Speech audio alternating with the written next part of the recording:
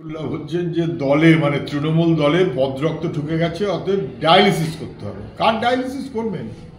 আচ্ছা, সিদ্দিকুল্লাহ সিপিএম এর রক্ত নিয়ে এসেছে নাকি?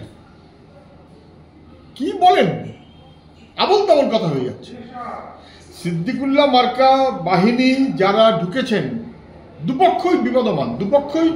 এরা বলছে চিটিংবাজ বাহিনীকে নিয়ে আসছে সিদ্দিকুল্লাহ বলছে তোলাবাজ বাহিনী।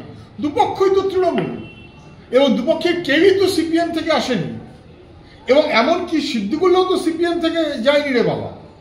তাকে তো চিটিংবাজ বলছে তৃণমূলের লোকেরা।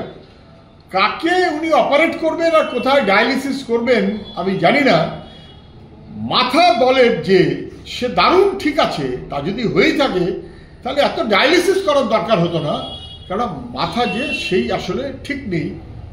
সমস্ত তোলাবাজ, লুঠেরা, দখলদার, দুষ্কৃতী, তারাই তৃণমূল দলের সম্পদ।